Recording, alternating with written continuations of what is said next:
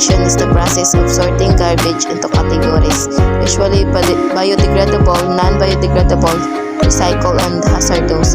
This simple act helps reduce pollution, protect public health, and make recycle easier. In the Philippines, improper segregation remains a major challenge, especially at the community level. When we separate our waste correctly, we give a material second life and prevent harmful substances from contaminating our environmental.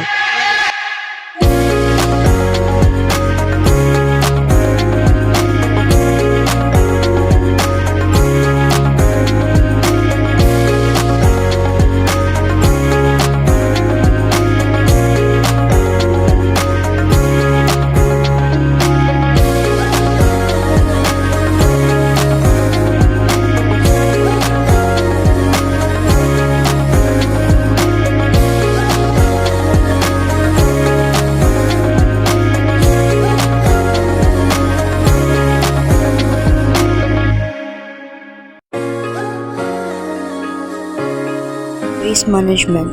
Waste management refers to entire system of handling garbage from its creation to its final disposal.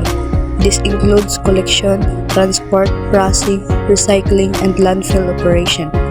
Under Republic Act 900,003, the Philippines has a legal framework for ecological solid waste management.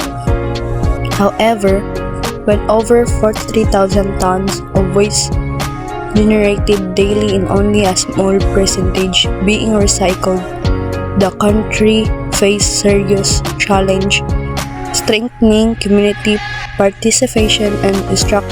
Piso para sa basura. Piso para sa basura.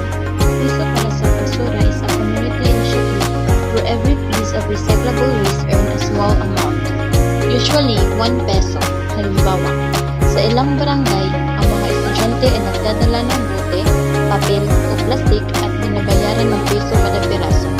Bukod sa kita, natuto ang kabataan ng kahalagahan ng kalikasan at pag-recycle. Sa simpleng paraan, ang basura ay nagiging oportunidad para sa edukasyon, kabuhayan at kalikasan.